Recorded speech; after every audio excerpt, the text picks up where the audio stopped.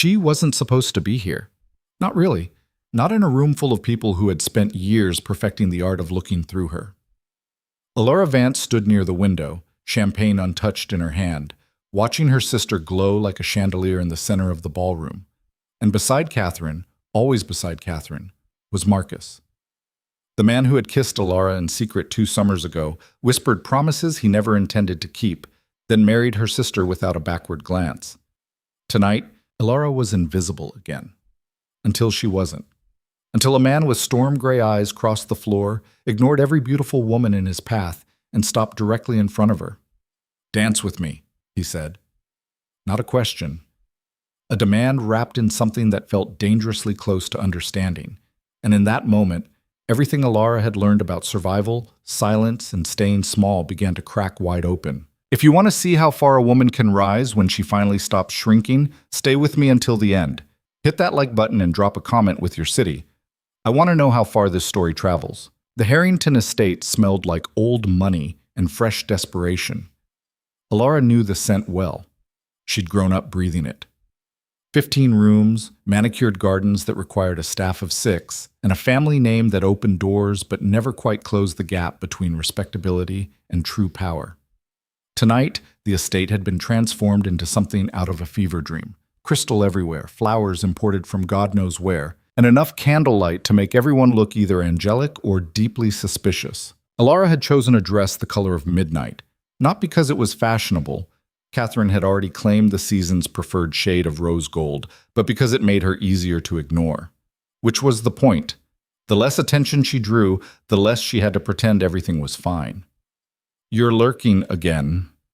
Elara didn't turn. She recognized her aunt's voice, sharp as pruning shears and twice as invasive. "I'm observing," Elara said. "You're hiding." Aunt Margot appeared beside her, resplendent in purple silk that probably cost more than most people earned in a year. "Your sister is the center of attention, as usual. You could at least try." "Try what, exactly?" "To be seen, darling, to matter." The words landed like stones. Elara took a sip of champagne she didn't want and let the bubbles sting her throat. "I matter just fine. Do you?" Margot's gaze was clinical. "Because from where I'm standing, you're 24, unmarried, and standing alone at a party specifically designed for making advantageous connections. Catherine managed it. Why can't you?" "Because Catherine didn't spend 2 years in love with a man who treated her like a secret. Because Catherine didn't have to watch that same man propose to her sister 3 months later. Because Catherine had always been the sun, and Elara had learned early that moons don't compete. They just reflect and stay out of the way." "I'm perfectly content," Elara lied. Margot made a sound somewhere between a laugh and a sigh. "Contentment is what we call it when we've given up hope." She patted Elara's arm with the kind of pity that made Elara want to scream. "Do try to smile, dear. Bitterness ages a woman terribly." Then she glided away, leaving Elara alone with her untouched champagne and the growing certainty that she should have stayed home. Across the room, Catherine laughed, a sound like bells, perfectly timed, perfectly calibrated to make every man within earshot look twice. She was wearing rose gold silk that caught the light like captured sunrise, her blonde hair swept up in something elaborate that had probably taken 2 hours and 3 servants. Marcus stood beside her, one hand resting possessively on the small of her back, looking exactly like the kind of man who had never questioned a single choice he'd made. Elara watched them the way you'd watch a play you'd already seen too many times. Catherine said something. Marcus smiled. Someone approached them. Lord Ashford, probably, or maybe that railway magnate from Sheffield, and Catherine turned the full force of her charm on the newcomer while Marcus looked on with proprietary pride. They were perfect together. Everyone said so. The match had been celebrated in 3 different newspapers. Catherine Vance, beloved beauty of the county, and Marcus Aldridge, heir to a modest fortune and a respectable name. A love match, they called it. Romantic. Ideal. Elara had burned every newspaper that mentioned it. "You look like you're contemplating murder." The voice came from her left. Low, amused, and completely unfamiliar. Elara turned and found herself facing a man she'd never seen before. Tall, dark-haired, with features that were too sharp to be classically handsome, but too striking to ignore. He was dressed in black, severe and perfect, and he was looking at her with an expression that was hard to read. Not pity. not dismissal. Something else. I'm contemplating escape, Elara said before she could stop herself. Murder would be messier. His mouth twitched, almost a smile. Fair point. Though I'd argue escape is harder to pull off in a room full of people trained to notice when someone interesting leaves. I'm not interesting. You're the only person here who looks like they'd rather be literally anywhere else. That makes you the most interesting person in the room. Elara blinked. This was not how conversations usually went. People didn't notice her long enough to form opinions about her facial expressions. You don't know me. True. He shifted his weight slightly, and Elara noticed he moved with the kind of ease that came from genuine confidence, not the performance of it. I'm Darian Wolfe, and you're Elara Vance. She went very still. How do you know my name? I make it a point to know who I'm speaking to before I ask them to dance. You're not asking me to dance. I'm about to. No, you're not. His eyes, gray she noticed now, the color of storm clouds before rain, held hers without wavering. Why not? Because I don't dance with strangers who think they're clever. I don't think I'm clever. I know I'm direct. He held out his hand. Dance with me. That's still not a question. You're right. He didn't lower his hand. Would you like to dance with me? No. Liar. Elara felt something hot flare in her chest. Anger, maybe. Or surprise. Or something she didn't have a name for. You don't know anything about me. I know you've been standing in this exact spot for 47 minutes. I know you haven't spoken to anyone except your aunt, who made you look like you wanted to throw yourself into the nearest body of water. I know you're watching your sister and that man she's with, and I know it's costing you something. His expression didn't change. I also know you're about 3 minutes away from leaving, and I think that would be a waste. Her heart was beating too fast. Of what? Of you. He said it simply, like it was obvious. Dance with me. One song. If you hate it, I'll personally escort you to the nearest exit and run interference while you escape. Elara looked at him, really looked at him, and tried to figure out what game he was playing. Men didn't approach her like this. Men didn't approach her at all. Not when Catherine was in the room. Not when there were a dozen other women prettier, more charming, more everything. Why me? She asked. Why not you? That's not an answer. It's the only answer I have right now. His hand was still extended. One dance, Elara. Let me prove I'm not as insufferable as you think I am. She should say no. She should walk away, go home, crawl into bed and pretend this entire evening had never happened. But something in his eyes, something steady and real, made her hesitate.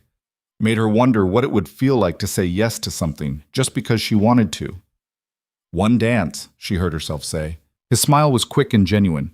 One dance. She took his hand. The ballroom seemed louder suddenly, or maybe she was just more aware of it.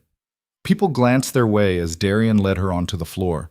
She felt their eyes like pinpricks, curious, assessing, already forming judgments. She wanted to pull her hand back, retreat to her corner, disappear. But Darian's grip was firm, without being controlling, and when he turned to face her, positioning them for the waltz, he blocked out most of the room with his shoulders. You're tense, he said quietly.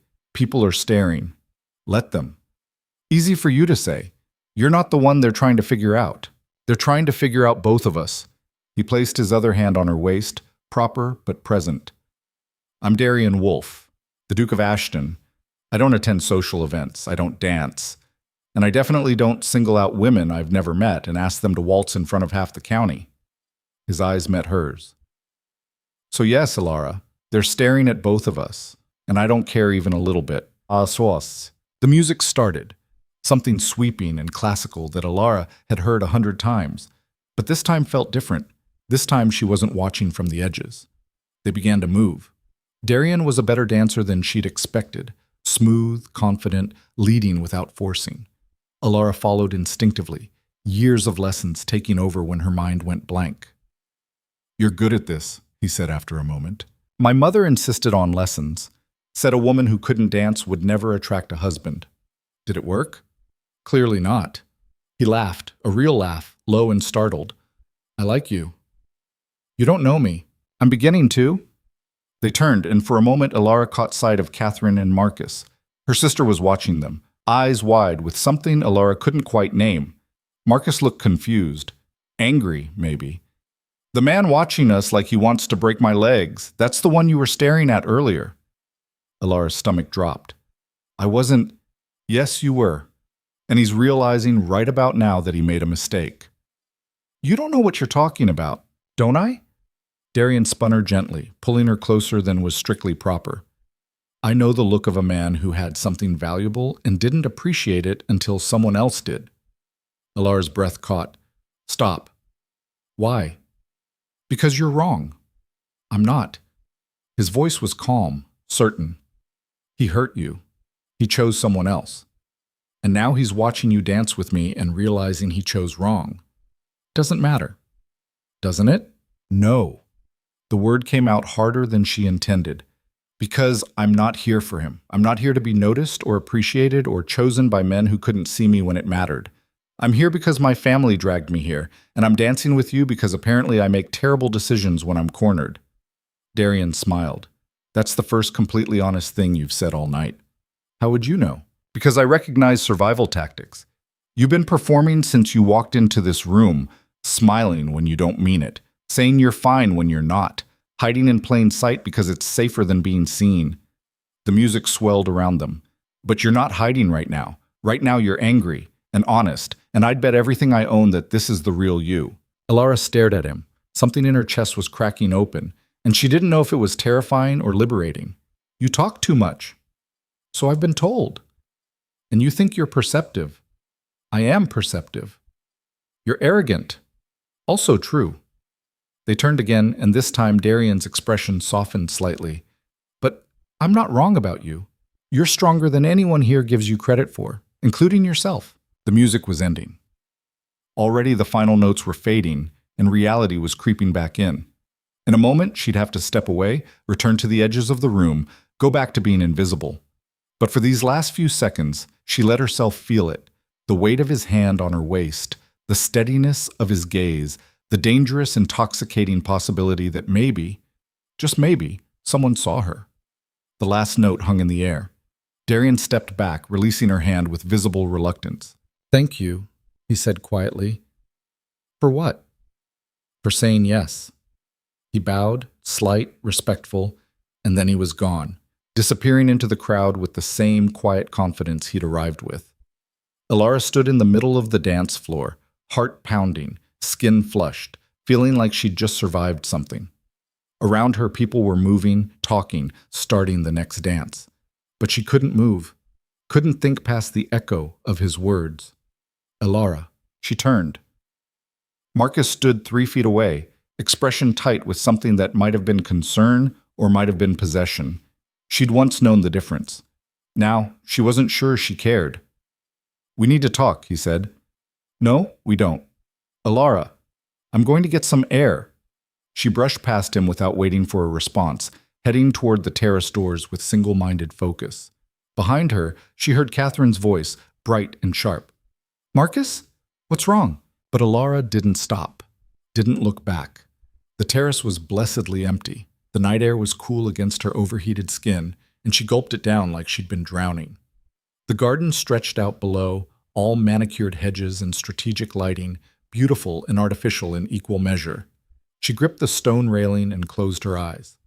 One dance, one conversation, one man who looked at her like she mattered. It shouldn't mean anything. It couldn't mean anything, but it did. Thought you might need this. Elara jumped. Darian was leaning against the doorway, holding 2 glasses of champagne. He didn't look surprised to find her here. He looked like he'd been expecting it. Are you following me? She asked. Yes. He crossed the terrace and held out one of the glasses. You looked like you needed rescuing, again. I don't need rescuing. No. You need champagne and 5 minutes of silence before someone else tries to corner you. He clinked his glass against hers before she could refuse. I'm excellent at providing both.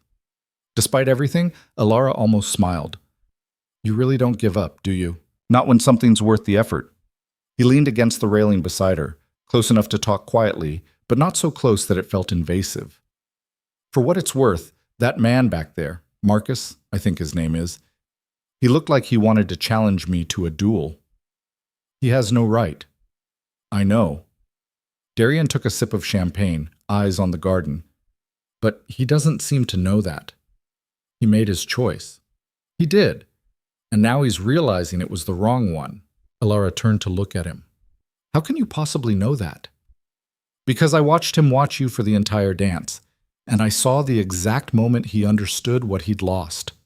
Darian's expression was serious now, no trace of amusement.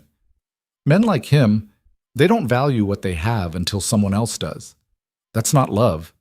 That's ego. And what do you know about love? Not much. He said it easily, without shame. But I know the difference between wanting someone and wanting to own them. He wants to own you. I want to know you. The words hung in the air between them, heavy and complicated. Elara's hands tightened on her glass. You don't know what you're asking for.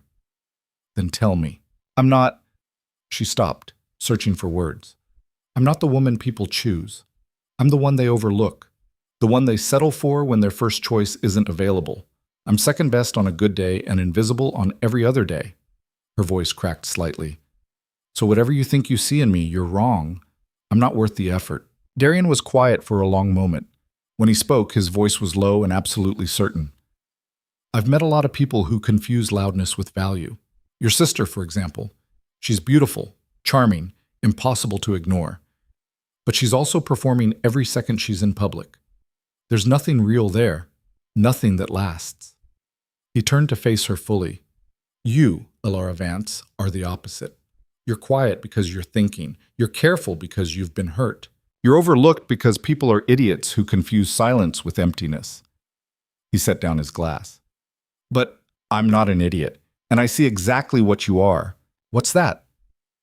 Someone worth knowing. Elara felt tears prick her eyes and blinked them back furiously. She would not cry, not here, not in front of him. I should go back inside, she managed. You should do what you want. Darian stepped back, giving her space. But before you do, I'm hosting a garden party next week, small, selective. I'd like you to come. Why? Because I want to talk to you again, when you're not surrounded by people who make you feel small. I can't. You can. You won't. But you can.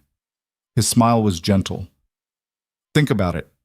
The invitation will be delivered tomorrow. Then he walked away, leaving her alone on the terrace with her champagne and her tangled thoughts, and the dangerous, terrifying hope that maybe, just maybe, she wasn't as invisible as she'd always believed.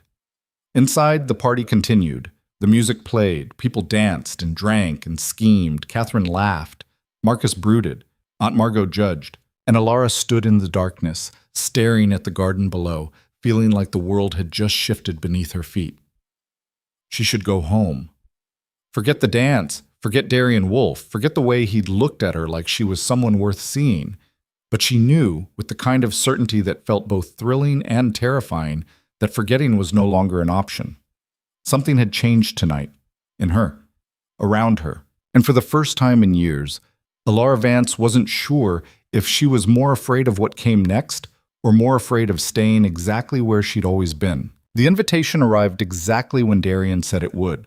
Elara found it on the breakfast table the next morning, cream-colored paper with her name written in bold black ink. No flourishes, no unnecessary decoration, just her name and an address and a date 3 days away. She stared at it while her tea went cold. What's that? Catherine swept into the dining room like she owned it, which technically she did now, or would, once their father passed and Marcus inherited his share of the estate. The thought made Elara's stomach turn. Nothing, Elara said, sliding the invitation under her napkin. But Catherine had eyes like a hawk when it came to anything that might involve her. She crossed the room in 3 strides and snatched the paper before Elara could stop her. The Duke of Ashton? Catherine's voice went up an octave. You received an invitation from Darian Wolfe. Give it back. How do you even know him? Catherine turned the invitation over like it might contain secret messages. I've been trying to get Marcus introduced to him for months. He never attends anything, never accepts calls, and somehow you... She stopped, eyes narrowing. The dance! Last night, that was him. Catherine, you danced with the Duke of Ashton and didn't tell me? Her sister's face was doing something complicated.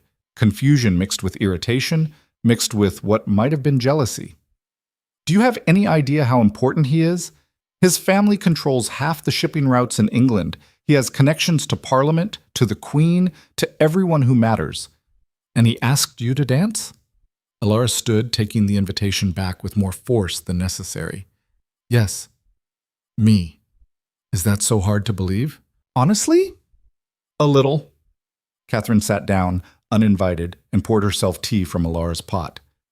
I don't mean to be cruel, darling, but you're not exactly the type men like him pursue. You're too quiet, too serious, and you dress like you're in mourning half the time. I dress practically. You dress like you're trying to disappear. Catherine took a sip of tea, studying Elara over the rim of her cup. But apparently it worked on the Duke. How fascinating. I'm not going. Don't be absurd. Of course you're going. I don't want to. Since when does what you want matter? Catherine set down her cup with a sharp click. This is an opportunity, Elara.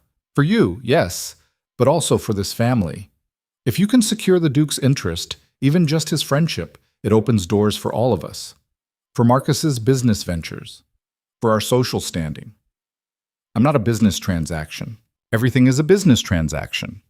Catherine's smile was thin. You know that as well as I do. You think Marcus married me for love?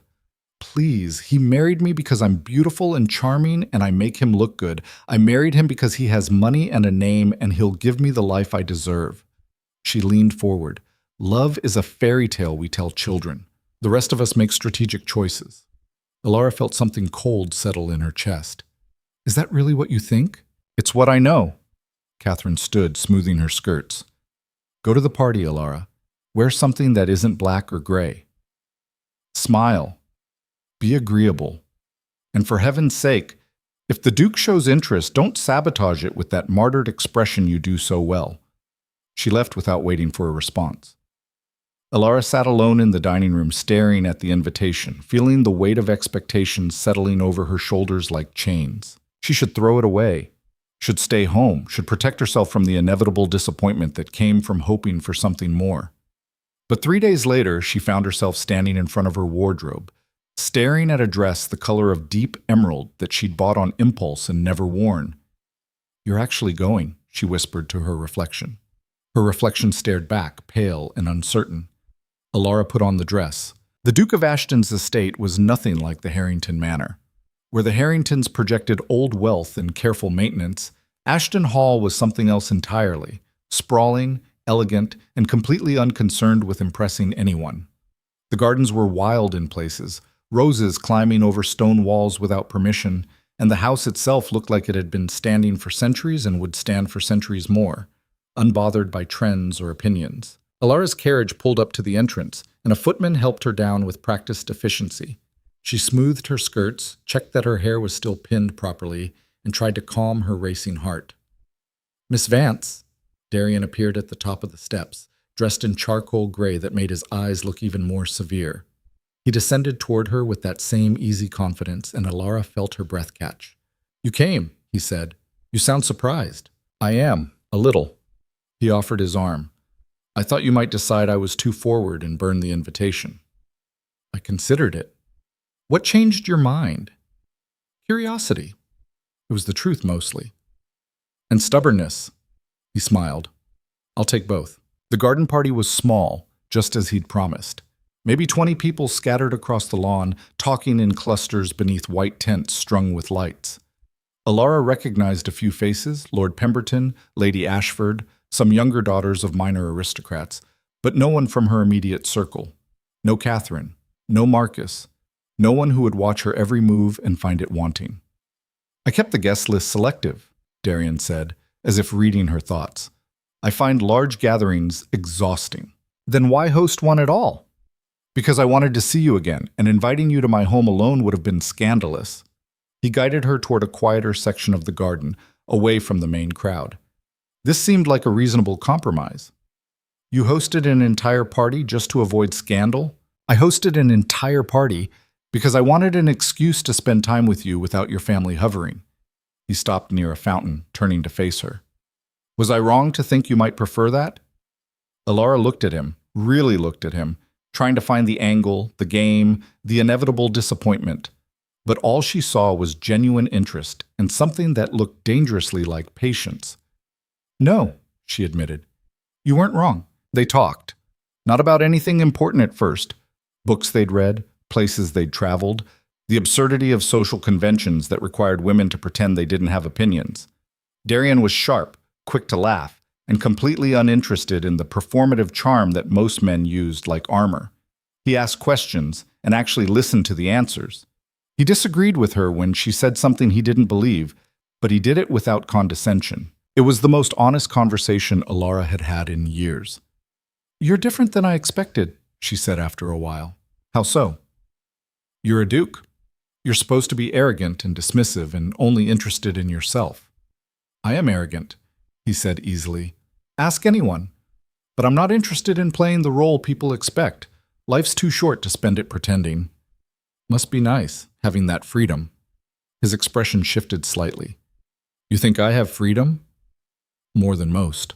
Maybe, but freedom's relative. He leaned against the fountain's edge.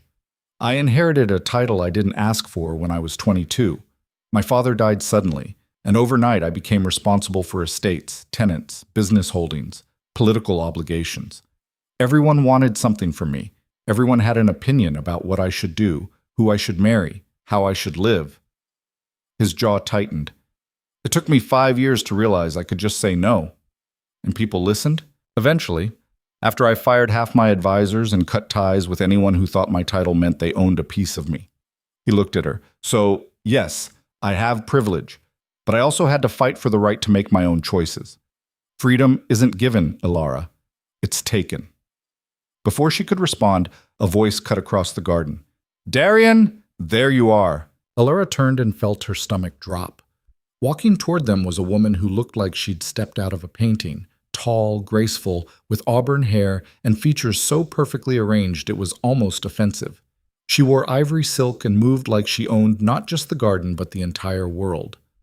Lady Victoria, Darian said, his voice carefully neutral, I didn't realize you were attending. I wasn't invited. Victoria's smile was sharp. But when I heard you were hosting, I simply had to come. It's been so long since we've spoken properly. Her eyes slid to Elara, assessing and dismissing in one glance. I'm interrupting something. Yes, Darian said flatly.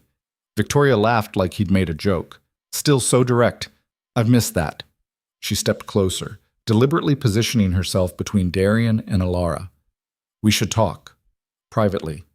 There are things we need to discuss. There's nothing to discuss. Darian! Victoria, this isn't the time.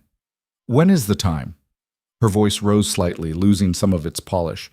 You won't answer my letters. You refuse to see me. I came here because I have no other choice.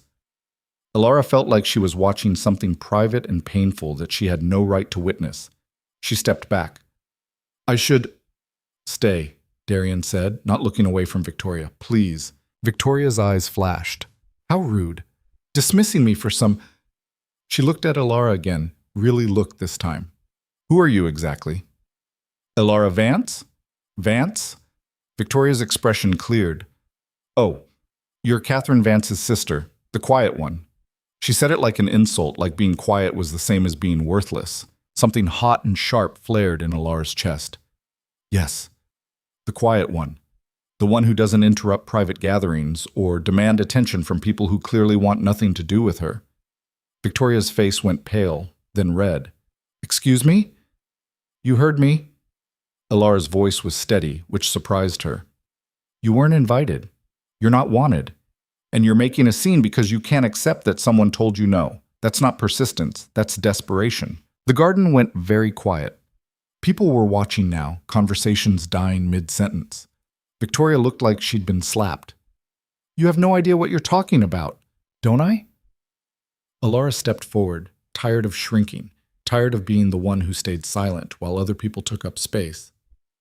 I know what it looks like when someone can't let go, when they keep circling back to something that's over because they can't stand the idea that they're not the center of someone's world anymore. Her hands were shaking, but her voice held. I know because I've been there. And I learned the hard way that holding on to something that doesn't want you back just makes you smaller. How dare you? Victoria, that's enough. Darian's voice cut through the tension like a blade. Elara's right. This is over. It's been over for 3 years. You need to accept that and move on. Victoria's composure cracked. You loved me. I thought I did. I was wrong. We were engaged. And you called it off, remember? You decided I wasn't enough. That my title was fine, but my lack of political ambition was disappointing. That you deserved someone more driven. Darian's expression was stone. You made your choice. I accepted it, and then I moved on. I made a mistake. That's your problem, not mine. Victoria's eyes were wet now, fury and humiliation warring across her face. You'll regret this. I doubt it. She turned on her heel and left, silk skirt swirling, spine rigid with wounded pride. The garden remained frozen for 3 long seconds. Then slowly, conversations resumed. People turned back to their drinks and their gossip, filing away what they'd just witnessed for later discussion. Elara's legs felt weak. She'd just publicly humiliated a woman she'd never met in front of people who could destroy her reputation with a few well-placed words. She'd been reckless and angry and completely out of line, and she didn't regret it even a little. Well, Darian said quietly, that was unexpected. I'm sorry, I shouldn't have. Don't apologize. He was looking at her with something like awe. That was the most honest thing anyone said to Victoria in her entire life. She needed to hear it. I just made you the subject of gossip. I'm always the subject of gossip. At least this time it's interesting gossip. He offered her his arm again. Walk with me. They left the main garden and wandered down a path that led toward an older section of the estate, overgrown and beautiful in a way that felt intentional. Neither of them spoke for a while. Finally, Darian broke the silence. She wasn't entirely wrong. We were engaged 4 years ago. You don't have to explain. I want to. He stopped walking. I was 24, she was 23. Beautiful, intelligent, from a good family.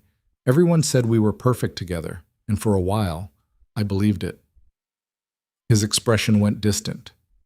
But she wanted things I couldn't give her, political power mostly. She thought I should leverage my title more aggressively, run for parliament, schmooze with ministers, build an empire. He shook his head. I just wanted to manage my estates well and live quietly. That wasn't enough for her. So she left. She said I was wasting my potential, that I was too content with mediocrity. He laughed, but it wasn't a happy sound. She called off the engagement 3 months before the wedding, caused a massive scandal. My mother was devastated. And you? I was relieved. He looked at her. Does that make me terrible? It makes you honest.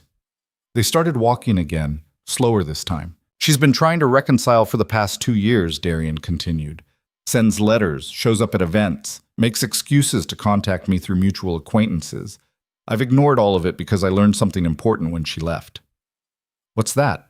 That being chosen isn't the same as being valued. He stopped, turning to face her fully. Victoria chose me because I fit her plans. When I stopped fitting, she discarded me. That's not love, that's strategy. His eyes held hers. I don't want to be someone's strategy ever again. Elara understood, maybe better than anyone. Marcus was like that, is like that. I was convenient, a secret he could keep while he figured out what he really wanted. And when Catherine became available, beautiful, charming, acceptable Catherine, I stopped being convenient. The words hurt less than she'd expected. He didn't choose her over me because she's better. He chose her because she looked better on his arm. He's an idiot. He's practical. Same thing. Darian stepped closer. Can I tell you something? Yes.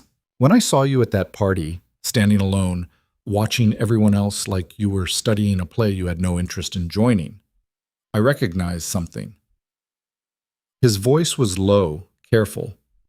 I recognized someone who'd been chosen for the wrong reasons and hurt for it. Someone who learned to protect themselves by becoming invisible. He reached out slowly, giving her time to pull away, and brushed a strand of hair behind her ear. But you're not invisible, Elara. You're just surrounded by people who are too self-absorbed to see you. Her heart was pounding so hard she was sure he could hear it. And you see me? I'm trying to.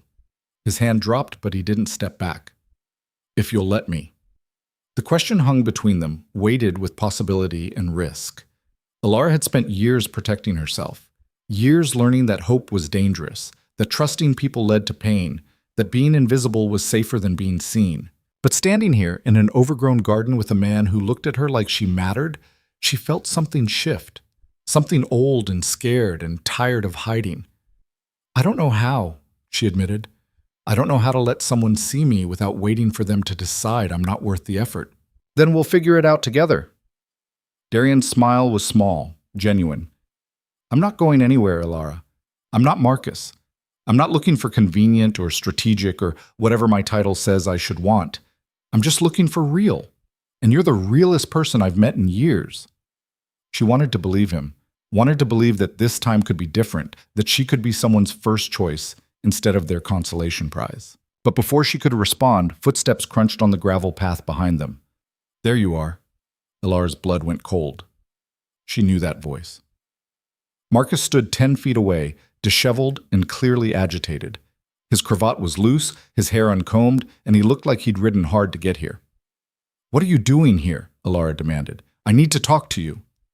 "We have nothing to talk about." "Elara, please." He took a step forward and Darian moved, positioning himself slightly between them. Marcus's eyes narrowed. "Stay out of this, Wolf. This is between me and her." "It's not," Elara said, finding her voice. "It's over. It's been over. You made sure of that when you married my sister." "I made a mistake."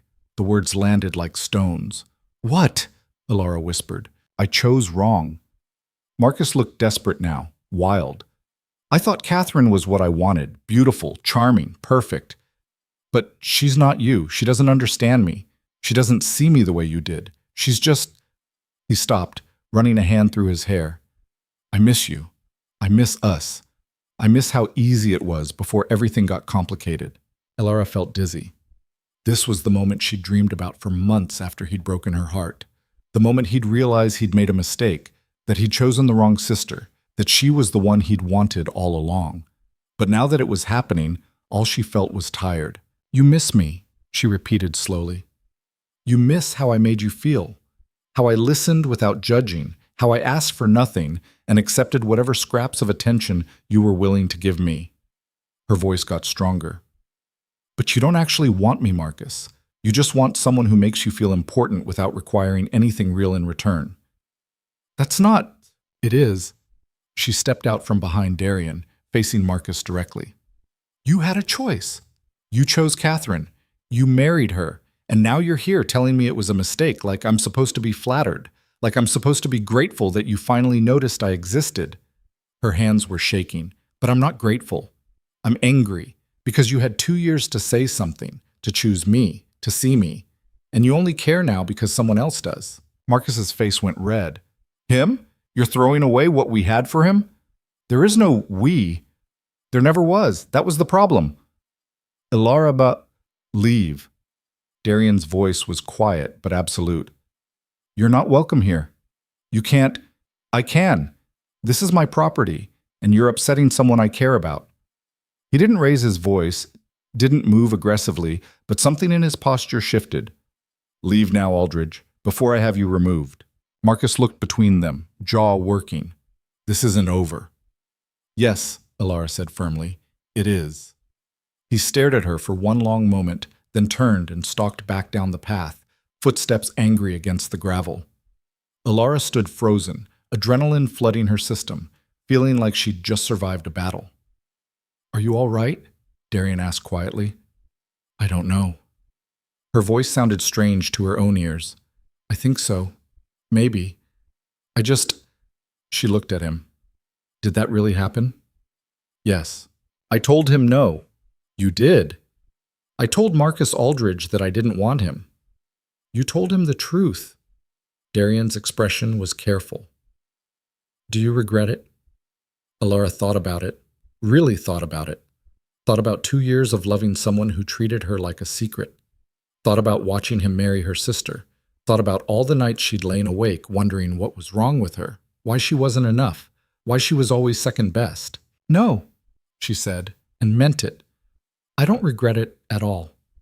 Something in Darian's face softened. "Good." They stood there in the garden, the party continuing somewhere behind them, the world spinning on while everything Elara had known about herself quietly rearranged. She'd said no, she'd chosen herself, and the sky hadn't fallen. "I should probably go," she said eventually, "before anything else dramatic happens." Probably wise. But Darian didn't move. "Can I see you again?" "You want to? After all this chaos?" "Especially after all this chaos." His smile was crooked. "You're the most interesting thing that's happened to me in years, Elara Vance. I'm not letting that go without a fight. And despite everything, despite the confrontation with Victoria, the scene with Marcus, the gossip that was probably already spreading through half the county," Elara laughed, real and surprised and something very close to happy. "Yes," she said. "You can see me again." "Tomorrow?" "That's very soon. I'm impatient. I noticed." "Is that a yes?" Elara looked at him, at this man who saw her, who challenged her, who made her feel brave enough to stop hiding. "Yes," she said. "Tomorrow." Tomorrow came with rain. Elara stood at her bedroom window, watching water stream down the glass, and tried to ignore the knot of anxiety tightening in her chest. Darian had sent a carriage at precisely 11 o'clock, along with a note that said only, "Trust me, bring a coat." She'd dressed in dark blue wool, practical and warm, and tried not to think about what Catherine had said at breakfast. "You're making a spectacle of yourself." Her sister had appeared in the doorway of Elara's room uninvited, still in her dressing gown, hair loose around her shoulders. She looked younger like this, less polished, and for a moment Elara remembered when they'd been children who shared secrets instead of barbs. "I'm going for a drive," Elara said, adjusting her hat. "With the Duke, again, after yesterday's performance." Catherine crossed her arms. "People are talking, Elara. They're saying you threw yourself at him, that you publicly humiliated Lady Victoria out of jealousy, that you're—" She stopped, something complicated crossing her face. "That I'm what?" "That you're being reckless." Catherine's voice dropped. "Marcus came home last night barely able to speak. He locked himself in his study and drank half a bottle of whiskey. He won't tell me what happened, but I know it involved you and the Duke." Elara's hand stilled on her gloves. "What Marcus does isn't my concern anymore. He's my husband." "Then maybe you should be having this conversation with him instead of me." Catherine flinched. "I'm trying to protect you." "No, you're not." Elara turned to face her fully. "You're trying to control the situation because it's making you uncomfortable. Because for once, I'm the one getting attention, and you're the one watching from the sidelines." The words came out harder than she'd intended. "How does it feel, Catherine? Being overlooked?" Her sister went pale. "You're being cruel." "I'm being honest. Since when do you care about honesty?" Catherine's composure was cracking. "You spent 2 years pining after Marcus in silence. 2 years playing the martyr while he courted me. And now you're angry? Now you want to fight back?" She laughed, sharp and bitter. "You should have fought for him when it mattered." The accusation hit like a physical blow. Elara felt her breath catch, felt old shame rising up to choke her. But underneath the shame was something newer, something that had been growing since the night Darian asked her to dance. Anger. "You're right," Elara said quietly. "I should have fought. I should have told Marcus how I felt. I should have demanded he choose me instead of letting him keep me as his secret." She stepped closer. "But you know what, Catherine? I'm glad I didn't. Because fighting for someone who doesn't value you is just another way of losing, and I'm done losing." She brushed past her sister without waiting for a response, grabbed her coat, and headed downstairs. The carriage was waiting. So was Darian. He stood in the rain without an umbrella, water darkening his hair, completely unbothered by the weather. When he saw Elara, his expression shifted into something warm and relieved. "You came," he said. "You doubted." "A little." He helped her into the carriage, his hand steady against hers. "After yesterday, I thought you might decide I'm more trouble than I'm worth." "You probably are." Elara settled into the seat, watching him climb in across from her. "Where are we going?" "Somewhere quieter than my garden." He signaled the driver and the carriage lurched forward. "I thought we could use a day away from people who have opinions about us." "Does such a place exist?" "We're about to find out." They drove for nearly an hour, leaving the city behind for rolling countryside. The rain softened to mist, then stopped entirely, leaving everything wet and clean and smelling like earth. Darian didn't fill the silence with meaningless chatter. He just sat across from her, occasionally looking out the window, occasionally looking at her, comfortable in the quiet. Elara found herself relaxing in increments. Finally, the carriage stopped at the edge of a forest. Darian opened the door and offered his hand. "We're walking?" Elara asked. "Unless you prefer to sit in a carriage all day." "I didn't take you for the outdoorsy type. There's a lot you don't know about me yet." His smile was quick. "That's why we're here." The forest path was narrow but well-maintained, winding through old oaks and patches of wildflowers that had somehow survived the rain. Birds called overhead. Somewhere distant, water was running. "I used to come here as a child," Darian said after a while. "When things at home got too loud or complicated, my father would bring me." His voice went soft. "He said every man needs a place where he can hear himself think." "And you still come here?" "When I need to remember who I am underneath all the expectations." He glanced at her. "I thought you might understand that." Elara did. More than he knew. They walked deeper into the woods until they reached a clearing. In the center was a small stone cottage, old but maintained, with ivy climbing the walls and smoke curling from the chimney. "Someone lives here?" Elara asked. "I do. Sometimes." Darian opened the door without knocking. "When I need to disappear for a few days." The interior was simple but comfortable. Wooden furniture, a fireplace crackling with fresh logs, books stacked on every available surface. It looked lived in, real. Nothing like the formal perfection of Ashton Hall. "I told you I'd show you something honest," Darian said, watching her take it in. "This is as honest as I get. No servants, no expectations, just me and silence and the occasional book." Elara turned in a slow circle, absorbing the space. "Why bring me here?" "Because I wanted you to see it. See me." He crossed to the fireplace, adding another log. "Everyone else knows the Duke of Ashton, the title, the responsibilities, the performance I put on in public." He straightened. "But you? I want you to know Darian, just Darian, the man who reads philosophy at 3 in the morning and burns his own breakfast and sometimes spends entire days doing absolutely nothing productive." Something in Elara's chest tightened. "That's a lot of trust." "Yes, it is." He met her eyes. "But I think you're worth it." They spent the afternoon in easy conversation, the kind that meandered between topics without purpose or pressure. Darian made tea, badly, and they sat by the fire while rain started again outside, drumming on the roof like a heartbeat. "Can I ask you something?" Elara said eventually. "Anything." "Why me?" "Really, you could have anyone, women who are more beautiful, more charming, more—" "Stop." Darian set down his cup. "You're doing it again, comparing yourself to people who don't matter." "They matter to most men." "I'm not most men." He leaned forward, elbows on his knees. "Do you want the real answer?" "Yes. I saw you at that party standing alone, and I recognized something I've felt my entire life. That sense of being surrounded by people but completely isolated, of performing a role everyone expects while the real you gets smaller and quieter until you're not sure it exists anymore." His voice was rough. "And then I watched you dance with me, watched you defend yourself against Victoria, watched you tell Marcus Aldridge to leave. And I realized you're not small. You're not quiet because you're weak. You're quiet because you're strong enough not to waste energy on people who don't deserve it." But Elara's throat felt tight. "I'm not that strong." "You stood up to your sister this morning, didn't you?" She blinked.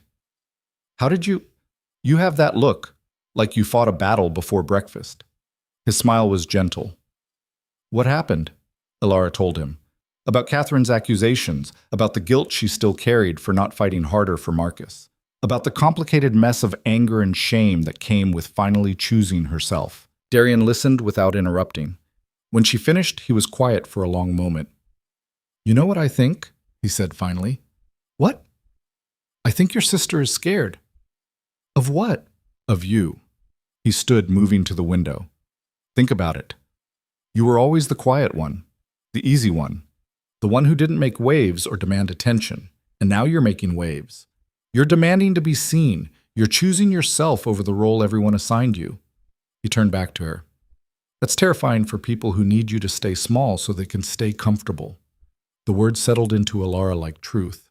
What do I do about it? She asked. Keep choosing yourself, even when it's hard, especially when it's hard. He crossed back to her, sitting close enough that she could feel the warmth radiating off him. And let me help, if you'll allow it. Help how? By being present, by being honest, by showing the world that you're worth their attention, whether they're ready to acknowledge it or not. His hand found hers. By choosing you, publicly, consistently, until everyone else has no choice but to see what I see.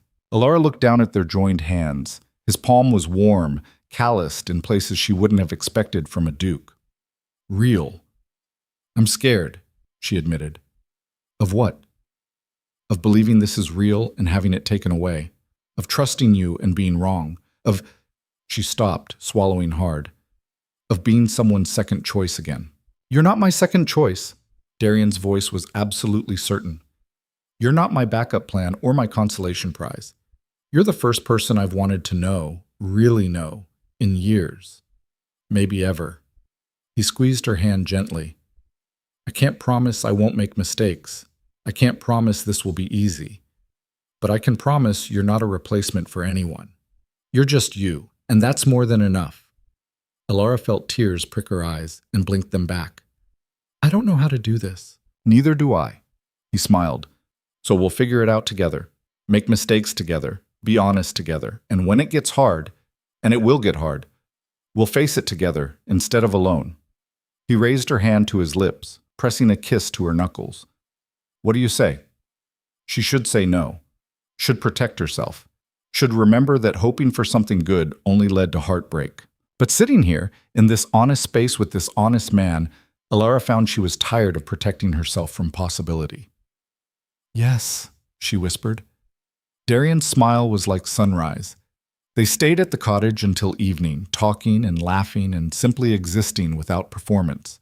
When the carriage finally came to take them back, Elara felt different, lighter. Like she'd left something heavy in those woods and picked up something precious instead. But the feeling didn't last. The carriage pulled up to the Vance estate just as the sun was setting. Elara saw the crowd before she understood what it meant. Neighbors, servants, people she recognized from various social functions, all gathered on the front lawn, talking, staring. What's happening? She asked. Darian's expression darkened. I don't know, but stay close to me. They climbed out of the carriage together. Immediately, heads turned. Whispers started. A woman Elara vaguely recognized from church covered her mouth with her hand, eyes wide with scandal. The front door opened. Catherine appeared, face blotchy with tears, Marcus behind her looking murderous. There she is, Marcus said, loud enough for everyone to hear. There's the woman who's been spreading lies about our marriage. Elara froze. What? Don't play innocent? Catherine's voice was shaking. People are saying I trapped Marcus, that I stole him from you, that our marriage is built on deception and betrayal. I never... You told everyone at the Duke's party that Marcus made a mistake marrying me. Catherine was crying openly now. You humiliated me, humiliated us, made our private life public entertainment. That's not what happened. Elara looked around wildly, trying to understand.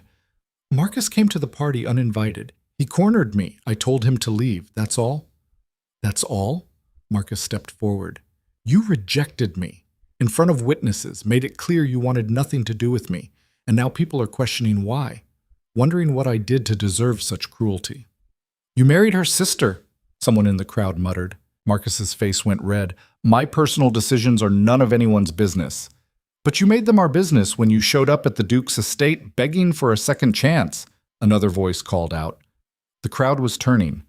Elara could feel it, the shift from curiosity to judgment, from neutrality to choosing sides. This is absurd, Darian said, voice cutting through the noise. Miss Vance has done nothing wrong. If anyone's reputation should be in question, it's Aldridge's for pursuing a woman after marriage. She encouraged him, Catherine shouted. She's been pining after him for years. Everyone knows it. And now that she has your attention, Your Grace, she's using it to destroy my happiness out of spite. That's not true, Elara said, but her voice sounded weak even to her own ears. Isn't it? Victoria appeared from somewhere in the crowd, elegant and composed. I heard you tell Marcus you still cared for him, that you regretted letting him go. I never said that. You embarrassed me at the Duke's party because you saw me as competition. Victoria's smile was poisonous. A woman scorned will do terrible things to feel important again. The lies were piling up faster than Elara could counter them. She looked around desperately, seeing judgment in every face. These people had known her for years, had watched her grow up, and they were choosing to believe the worst. Enough! Darian's voice rang out like a bell. Every person here knows exactly what's happening. This isn't about truth. This is about punishment.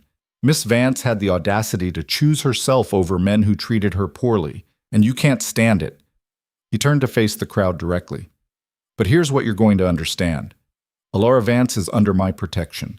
Anyone who spreads lies about her, who questions her character, who makes her life difficult in any way, you'll answer to me. And I promise you, that's not a conversation any of you want to have. Silence fell. Then Catherine laughed, high and brittle. Protection?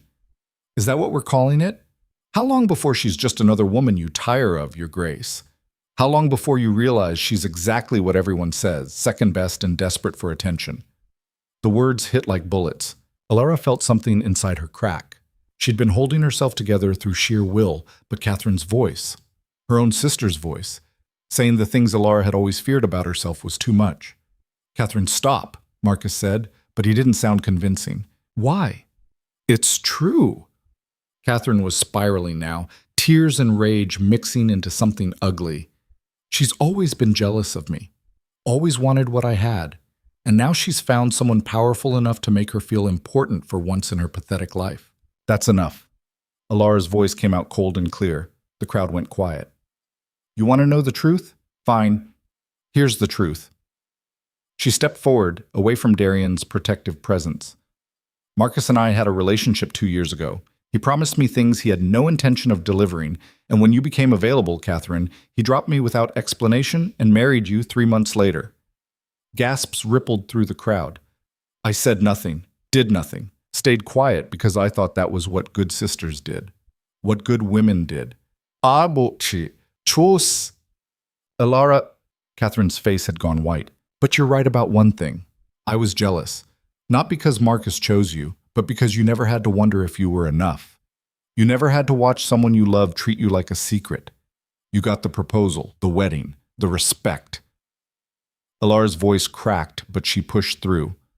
So yes, I'm choosing myself now.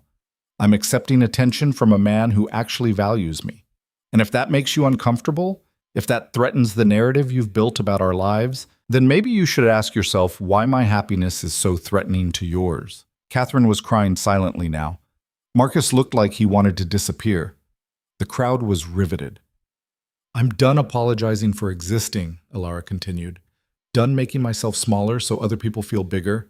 Done accepting scraps and calling it love. She turned to Darian. And if that makes me desperate or pathetic or any other thing people want to call me, then so be it. I'd rather be honest and judged than invisible and safe. She started walking toward the house. The crowd parted silently. Elara, wait! Catherine reached for her. Elara pulled away. Don't. You made your choice. Now live with it. She was halfway up the steps when Victoria's voice rang out. How noble, how brave. But you're forgetting something, Miss Vance. Elara stopped, turned. Victoria stood in the center of the lawn, backlit by the setting sun, looking like an avenging angel. The Duke may be charmed by you now, but I know him, better than you ever will, and I know exactly what happens when the novelty wears off. Victoria, Darian started. He gets bored. Victoria smiled. He loses interest. He starts finding excuses to be elsewhere, and then, one day, he simply stops trying. She tilted her head. It happened to me. It'll happen to you. Because Darian Wolfe doesn't actually want love. He wants the idea of it. And the moment you become real, complicated, messy, human, he'll realize you're not worth the effort. The words hung in the air like poison. Elara looked at Darian. He was staring at Victoria with an expression she couldn't read. Anger, yes, but also something that looked horribly like guilt.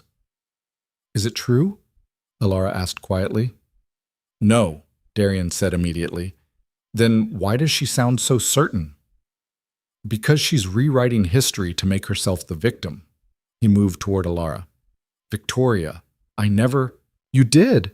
Victoria's voice broke. You said you loved me. You proposed, and then you slowly, methodically, pulled away until I was the one begging for your attention. Until I felt so worthless that I ended the engagement myself because I couldn't stand the humiliation anymore. Tears were streaming down her face now. And you let me. You let me be the villain when all I wanted was for you to try. The crowd was dead silent. Darian looked stricken. That's not how it happened. Isn't it? You tell me, Your Grace. Did you fight for us? Did you try to make it work? Or did you just let it end because it was easier than admitting you'd made a mistake? Elara felt the ground shifting beneath her. She looked at Darian, this man who'd promised her honesty, who'd shown her his real self, who'd made her believe she was worth choosing. And she saw doubt flicker across his face, just for a second, but it was enough. I need to go, Elara said. Elara, please. Darian reached for her. She stepped back. Don't. Not right now. I can't. Her voice broke. I need to think. She ran into the house, past her parents who'd appeared in the doorway, past the servants who were pretending not to stare. She didn't stop until she reached her room, slamming the door behind her and locking it. Outside, she could hear the crowd dispersing, voices rising and falling, Catherine crying, Marcus arguing, and underneath it all, silence from Darian. Elara slid down the door until she was sitting on the floor, knees pulled to her chest, and tried to remember how to breathe. She'd chosen herself. She'd been brave. She'd believed, just for a moment, that she could be someone's first choice. And now she was sitting alone in the dark, wondering if Victoria was right. If this was all just temporary. If Elara was destined to always be the woman men chose until they found someone better. A knock sounded on her door. Elara, Darian's voice. Soft, broken. Please, let me explain. She closed her eyes, pressed her palms against the floor, tried to decide if she had the courage to open the door or if staying locked inside was the only way to survive what came next. She didn't open the door. Elara sat with her back pressed against the wood, listening to Darian's breathing on the other side, and tried to sort through the wreckage of the past hour. Every instinct screamed at her to let him in, to hear his explanation, to find a way to make this okay. But another voice, quieter, harder, reminded her that she'd heard explanations before. That Marcus had been full of reasons and justifications and promises that meant nothing. Elara, Darian's voice was rough. I know you're scared. I know Victoria's words got to you, but please, just let me tell you what actually happened. Not tonight, she said. Her voice sounded steadier than she felt. I need time. Silence. Then, how much time? I don't know. Elara said, Please, Darian, just go. She heard him exhale, heard his hand press flat against the door. Then footsteps retreating down the hallway. Only when she was certain he was gone did Elara let herself cry. She spent the night in a strange, liminal space between sleeping and waking, her mind replaying Victoria's words on an endless loop. He gets bored. He loses interest. He simply stops trying. By the time dawn broke, Elara felt hollowed out and exhausted, but something else had crystallized beneath the fear. Anger. Not at Darian, not entirely, but at the situation, at Victoria for weaponizing pain, at Catherine for choosing cruelty, at Marcus for creating this mess in the first place, at every person who'd stood in that crowd and judged her without knowing the full story. And underneath the anger, determination. She was done letting other people write her story. Done accepting whatever version of events suited their narratives. If this was going to end, with Darian, with her family, with her entire life as she'd known it, then it would end on her terms. Elara washed her face, dressed in gray wool that felt like armor, and went downstairs. Her mother was waiting in the breakfast room, looking older than Elara had ever seen her. We need to discuss what happened yesterday, her mother said without preamble. Do we? Elara. Her mother's voice carried a warning. You made a public spectacle. You aired private family matters in front of half the county. You accused your sister's husband of... She stopped, pressing her lips together. I don't even know what you accused him of. The truth. Elara poured herself tea with hands that didn't shake. I told the truth about what Marcus did to me, what Catherine knew he did and married him anyway. That was 2 years ago. It's ancient history. Not to me. Her mother sighed. Your sister is upstairs, heartbroken. Your father is meeting with Marcus's family to discuss damage control. And you're down here acting like none of this matters. It doesn't. Elara sat down, meeting her mother's eyes. Not the way you think it does. Catherine's heartbroken because her perfect life got questioned, not because she actually cares about how I feel. Father's worried about reputation, not truth. And you, she paused, you're worried about what the neighbors think. That's unfair. Is it? Elara took a sip of tea. When was the last time you asked me if I was happy? If I was okay? When did my feelings ever matter as much as Catherine's image or our family's standing? Her mother looked stricken. I've always wanted what's best for you. No. You've wanted what was easiest. And easiest meant ignoring the fact that your youngest daughter was in love with a man who treated her like a secret, watching her sister marry him, and slowly disappearing because no one cared enough to notice. Elara, I'm not finished. The anger felt good, clean. You taught me to be quiet, to be agreeable, to not make waves. And I was so good at it that I almost forgot I had a voice at all. She set down her cup. But I have one, and I'm using it now. So you can either listen or you can keep pretending everything's fine while your family falls apart. Your choice. Her mother stared at her like she was seeing a stranger. What happened to you? I decided I mattered. Before her mother could respond, the breakfast room door opened. Catherine stood there, still in her nightgown, hair uncombed, eyes swollen from crying. I need to talk to you, Catherine said. Their mother stood quickly. Perhaps I should… Stay. Catherine's voice was flat. You should hear this too. She crossed to the table and sat down heavily. For a long moment, no one spoke. Marcus is leaving, Catherine said finally. Elara went still. What? He told me this morning. He's taking a position in London. Says he needs distance to think about our marriage. Catherine's laugh was broken. Apparently, yesterday's disaster made him realize he's not happy. That he rushed into marriage without understanding what he actually wanted. Catherine, I'm so sorry. Their mother started. Don't. Catherine held up a hand. I don't want sympathy. I want answers. She looked at Elara. Was it real, between you and Marcus? Or was I just a convenient excuse for him to avoid something complicated? The question hung heavy. Elara thought about lying, about softening the truth to spare her sister's feelings, but she was done protecting people from reality. It was real, she said quietly. For me, at least. I don't know what it was for him. Catherine closed her eyes. How long? 8 months. He courted me in secret. Said he needed to build his finances before making anything official. Said he wanted to be able to provide properly. The memories felt distant now, like they belonged to someone else. I believed him. And then he met you at Lord Pemberton's garden party and everything changed. He never told me. Catherine's voice was barely above a whisper. About you. About any of it. He just started pursuing me and I thought… She stopped. I thought he chose me because I was special. You are special, just not to him. The words landed like stones. Catherine flinched but didn't argue. Their mother looked between them, something like understanding finally dawning. Marcus Aldridge used both of my daughters, she said slowly, and I let it happen because I was too focused on the match to see the man. You let it happen because it was easier than asking questions, Elara corrected. But yes. Silence fell again. Outside, Elara could hear servants moving through the house, life continuing despite the wreckage. The Duke, Catherine said eventually.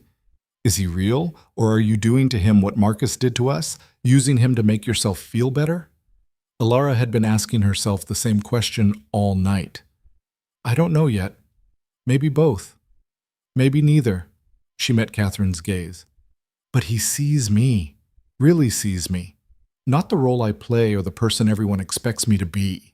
And that's either the beginning of something real or the most dangerous delusion I've ever had. Victoria said he'll lose interest. Victoria is bitter and hurt and trying to make me feel as small as she does. Elara's voice hardened. But she might also be right. I won't know until I give this a real chance. And if she is right, if he does get bored, then I'll survive it. The same way you'll survive Marcus leaving, the same way we've survived everything else. Elara reached across the table, stopping short of touching her sister's hand. We're stronger than we think we are, Catherine. We just forgot because everyone kept telling us we were fragile. Catherine stared at Elara's outstretched hand. Then, slowly she placed her own over it. I hate that you're right, Catherine whispered. I hate that I have to be. Their mother made a sound somewhere between a sob and a laugh. When did my daughters get so fierce? When we stopped having the luxury of being anything else, Elara said. The moment stretched, fragile and new. Then Catherine withdrew her hand and stood. I need to think, she said, about Marcus, about everything. She paused at the door. But Elara, thank you for telling the truth, even though it hurt.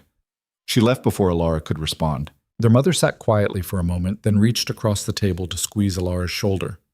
I'm sorry I didn't see it sooner, what you were going through. I didn't let you see it. Still, a mother should notice. She stood. What will you do about the Duke? Talk to him, hear what he has to say, and then decide if Victoria's version of events is the truth or just her truth. And if it's the truth, then I'll walk away with my dignity intact. Elara stood as well. I'm done being anyone's second choice, even his. Her mother studied her with something like pride. You've changed. I've stopped pretending I haven't. After her mother left, Elara sat alone in the breakfast room and tried to gather her courage. She needed to face Darian, needed to hear his side, needed to know if Victoria's accusations had weight or if they were just weapons disguised as truth. But first, she had something else to do. Elara found Victoria in the village, at the tea shop where society women gathered to gossip under the guise of respectability. She was holding court at a corner table, surrounded by other ladies, no doubt spreading her version of yesterday's events. The room went quiet when Elara walked in. Victoria looked up, surprise flashing across her face before settling into cool composure. Miss Vance, how unexpected. Lady Victoria, may I speak with you? Privately. I'm rather occupied. It wasn't a request. Victoria's companions exchanged glances. The tension was thick enough to cut. Very well. Victoria stood gracefully, leading Elara to a small private room in the back. Once the door closed, her mask dropped. Come to beg me to stop telling people the truth about your precious Duke? No. Elara faced her squarely. I came to ask you what really happened between you and Darian. I told you yesterday. You told me your interpretation. I want facts. Elara crossed her arms. Because here's what I think happened. I think you and Darian were engaged. I think you pushed him toward a life he didn't want. Politics, power, ambition. I think when he resisted, you felt rejected. And I think you ended the engagement to punish him for not being what you needed him to be. Victoria's eyes flashed. You don't know anything. I know you came to his garden party uninvited. I know you've been trying to reconcile for 2 years. I know you stood in front of a crowd yesterday and tried to destroy something good because you can't stand watching him choose someone else. Elara stepped closer. What I don't know is whether you actually believe the things you said or if you just wanted to hurt him the way you're still hurting. Victoria's composure cracked. You think you're so perceptive. I think I recognize pain when I see it. Because I've been there.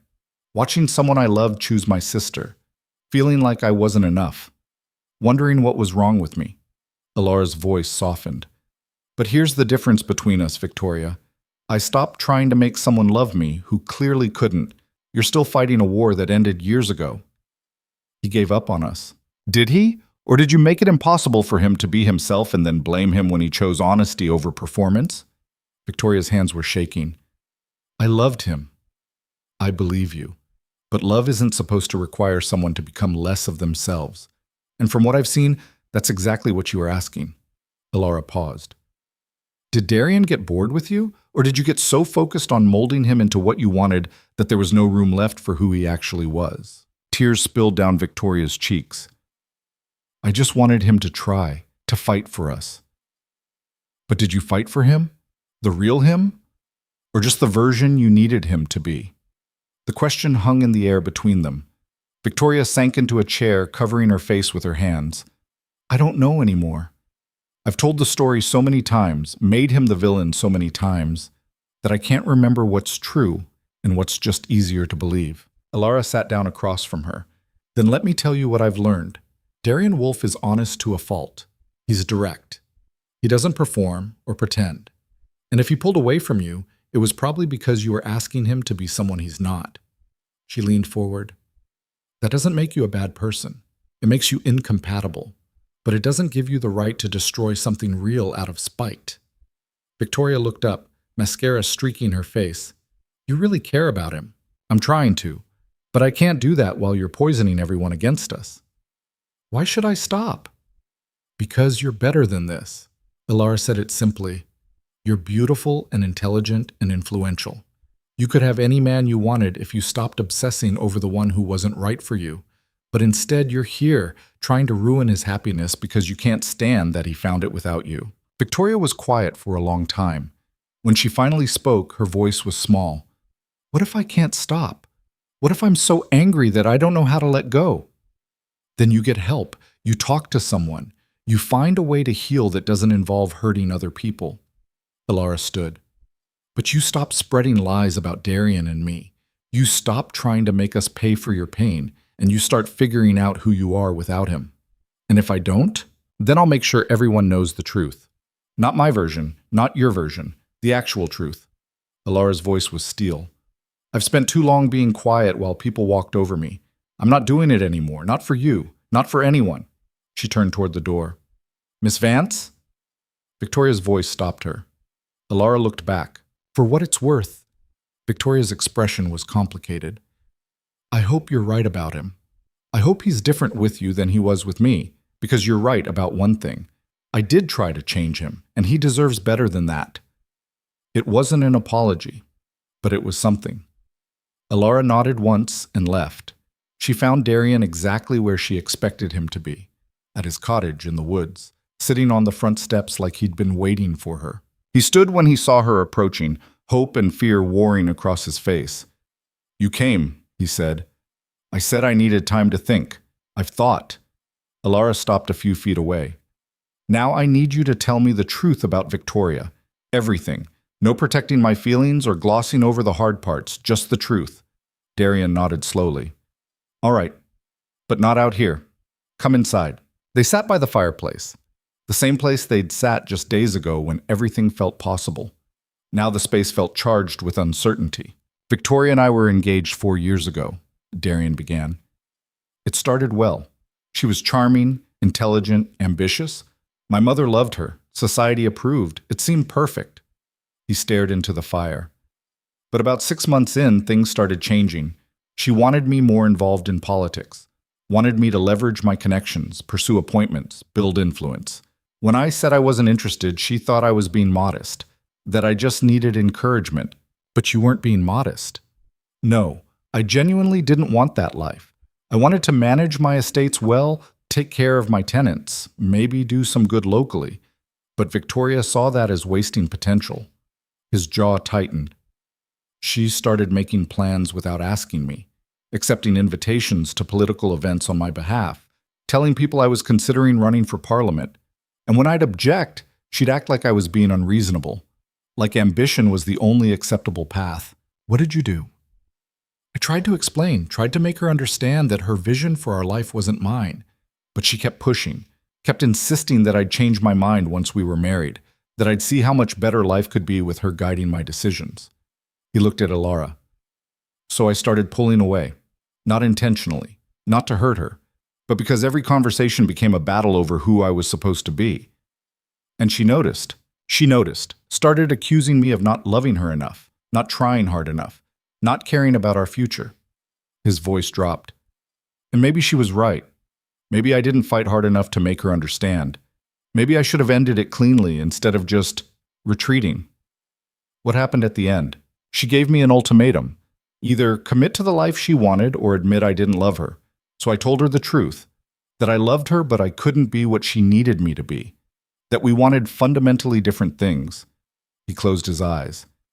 She called off the engagement the next day, told everyone I was cold and uncommitted, that I'd wasted her time, and I let her because fighting would have just made everything worse. Elara absorbed this. Did you get bored with her, the way she said? I got exhausted with constantly defending who I was. But bored? No. I was just tired of feeling like I was failing some test I never agreed to take. And you never tried to reconcile? In 2 years? No. Because nothing had changed. She still wanted someone I couldn't be. And I'd learned that trying to be someone else to make a relationship work just destroys both people eventually. He turned to face her fully. Elara, I know Victoria's words scared you. I know my silence yesterday looked like guilt, but I wasn't feeling guilty about what she accused me of.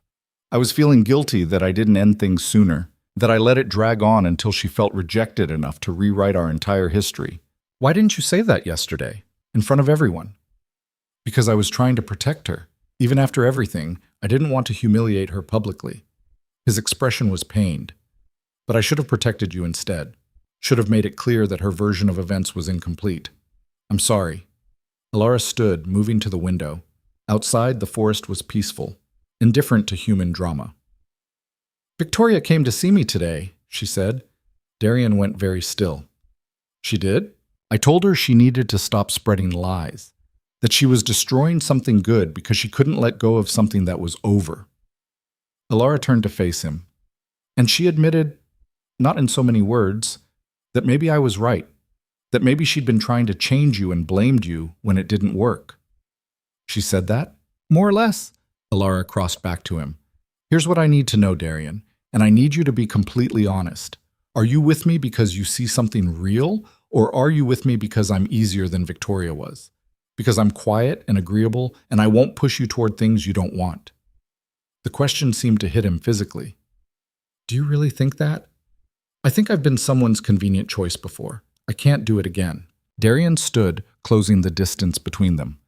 Elara Vance, you are the least convenient person I've ever met. You challenge me. You call me out when I'm being an ass. You stood up to your entire family and half the county rather than shrinking back into silence. You're fierce and honest, and you scare me a little because caring about you means risking the kind of pain I swore I'd never feel again. He took her hands. So no, you're not easier. You're harder. You're complicated and messy and real in ways that make me want to be better. And that terrifies me. But I'd rather be terrified with you than safe with someone who doesn't make me feel anything. Elara felt tears prick her eyes. What if I hurt you? Then I'll survive it. Same as you'll survive it if I hurt you. His grip on her hands tightened. But Elara, I don't want safe anymore. I don't want convenient. I want this, whatever this is, even if it's hard, especially if it's hard, because at least it's real. She looked up at him, at this man who'd seen her when no one else did, who'd chosen her when she'd stopped believing anyone would, who was standing here offering her something honest, even if it wasn't perfect. I'm scared, she whispered. Me too. What if it doesn't work? Then we'll know we tried. He brought her hands to his lips. But what if it does? What if we're brave enough to choose each other despite the risk? What happens then? Elara thought about Victoria. Beautiful, ambitious, broken by trying to force something that wasn't meant to be. Thought about Marcus and Catherine and their convenient marriage built on lies. Thought about all the ways people tried to protect themselves from pain and ended up lonely instead. And she thought about herself, about the woman she'd been 6 months ago, invisible, silent, safe. And the woman she was becoming, visible, honest, terrified, but trying anyway. Then we figure it out, she said, together. No more secrets, no more performing, just us being honest even when it's uncomfortable. I can do that. Can you? She searched his face. Because I need you to tell me when I'm being difficult, when I'm pulling away because I'm scared, when I'm testing you to see if you'll leave. I need you to be honest even when it's easier to placate me. And I need you to tell me when I'm being arrogant, when I'm making decisions without considering you, when I'm so focused on being honest that I'm being cruel. His smile was crooked. We're both going to mess this up sometimes. But as long as we keep choosing to fix it instead of walking away, we'll be okay. You sound very certain. I'm not, but I'm willing to try if you are. Elara stood on her toes and kissed him. Not passionate or desperate, just honest. A promise that she was here, choosing this, choosing him, despite every reasonable voice that said she should protect herself. When they pulled apart, Darian was smiling. "What?" Elara asked. "You kissed me, without overthinking it or waiting for permission. Don't get used to it." Too late. They spent the rest of the afternoon at the cottage, talking through everything that had happened. The scene at her house, Victoria's accusations, Catherine's crisis, Marcus leaving. Darian listened without trying to fix anything, and Elara found herself relaxing in increments. "What happens now?" she asked as the sun started setting. "Now we face society together." Darian's expression was serious.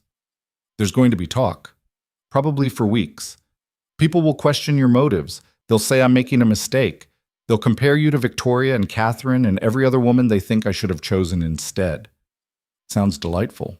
It won't be. But here's what we're going to do. He pulled her closer. We're going to show up, together, at every event, every gathering, every opportunity for people to see that we're not hiding. We're going to make it clear that I chose you deliberately, publicly, and without reservation. And eventually, they'll have to accept it or spend their lives being offended. And if they choose to be offended, then they're not worth our time. Elara rested her head against his shoulder. "When did you get so wise?" "I'm not wise. I'm just tired of caring what people think." He pressed a kiss to her hair. "And I'm done letting other people's opinions dictate my happiness." They stayed like that until the light faded completely and the stars came out. Then Darian drove her home, walking her to the door despite her protests. "I'll call on you tomorrow," he said. "Properly. With flowers and everything society expects. You don't have to—" "I want to. I want everyone to see that I'm courting you, that this isn't a secret or a scandal or anything they can diminish." His eyes were steady. "You deserve to be chosen publicly, Elara. So that's what I'm doing." The next morning, Darian arrived at the Vance estate in full formal dress, carrying an enormous bouquet of white roses. Half the neighborhood seemed to be watching from their windows. He didn't care. He asked Elara's father for permission to court her, formally, traditionally, making his intentions absolutely clear. Her father, still reeling from Marcus's departure and Catherine's breakdown, agreed with something like relief. And then Darian took Elara for a walk through the village, in broad daylight, where everyone could see them. They stopped at the tea shop where Victoria had held court, ordered refreshments, sat at the most visible table, and talked like they were the only two people in the world. People stared, whispered, judged, but they also saw something undeniable. The way Darian looked at Elara like she was the only person worth seeing. The way Elara smiled without performance or pretense. The way they existed together without apology. By the end of the week, the narrative had shifted. It started with Lord Pemberton's wife, who mentioned to 3 different people that the Duke looked happier than she'd ever seen him. Then Lady Ashford admitted, reluctantly, that Elara Vance had more substance than anyone had given her credit for. Then the vicar's wife pointed out that a man didn't court someone publicly unless he was serious. The tide was turning. Not everyone was convinced. Victoria's friends still whispered. Some of Catherine's social circles still sided against Elara. Marcus's business associates thought Darian was making a mistake, but enough people were starting to see the truth that it mattered. The real shift came at Lord Pemberton's ball 2 weeks later. Darian and Elara arrived together, and instead of skulking at the edges, they walked straight into the center of the room. People stopped talking, stared. Darian ignored them completely. He kept his attention on Elara, asking her to dance, laughing at something she said, touching her lower back with comfortable familiarity. And Elara, shy, quiet Elara, who'd spent years making herself invisible, stood tall, smiled genuinely, met people's eyes without flinching. Halfway through the evening, Victoria appeared. She looked beautiful as always, but there was something different about her, softer, more genuine. She approached them during a break between dances. "Your Grace, Miss Vance." Her voice was formal but not hostile. "Lady Victoria," Darian said carefully. Victoria looked at Elara. "May I speak with you? Briefly?" Elara glanced at Darian, who nodded. They moved to a quieter corner of the ballroom. "I owe you an apology," Victoria said without preamble, "for what I said, for what I tried to do. You were right. I was bitter and hurt and trying to make you feel as small as I felt. That was wrong. Elara studied her. What changed? I went home after our conversation and actually thought about what you said, about how I'd tried to change Darian instead of loving who he was. And I realized, Victoria's voice cracked slightly. I realized I did the same thing to every man I've ever cared about. Tried to mold them into what I thought I needed instead of accepting who they were. And now I'm 31 and alone and still chasing a version of love that doesn't exist. Victoria, I'm not asking for sympathy, just forgiveness, or at least understanding. She met Elara's eyes. You were brave enough to tell me the truth when everyone else just avoided me. That's worth something. Elara considered. I forgive you. But you need to forgive yourself too, and figure out who you are when you're not trying to be what someone else needs. Victoria smiled, small but real. Working on it, slowly, she walked away, leaving Elara feeling like something important had just shifted. When Elara returned to Darian, he raised an eyebrow. Everything all right? Better than all right. She took his hand. I think things are actually going to be okay. And standing there in the ballroom, surrounded by people who were slowly learning to see her differently, Elara believed it. She'd fought for herself. She'd chosen honesty over comfort. She'd refused to shrink. And the world hadn't ended. It had opened up. The world didn't change overnight. But it changed. 3 months passed in a blur of stolen moments and public declarations. Darian courted Elara with the kind of deliberate consistency that made denial impossible. He showed up at her door every Tuesday and Thursday. He escorted her to every social function that mattered. He introduced her to his business associates, his political connections, even his closest friends, the people whose opinions actually carried weight in his life. And Elara stopped waiting for it to end. It wasn't easy. There were nights she lay awake convinced this was all temporary, that Darian would wake up one morning and realize he'd made a terrible mistake. There were moments she caught herself shrinking again, making herself smaller to avoid drawing criticism. But then Darian would look at her with those storm gray eyes and say something like, "Stop apologizing for existing," or "Your opinion is the only one I actually care about." And she'd remember who she was becoming.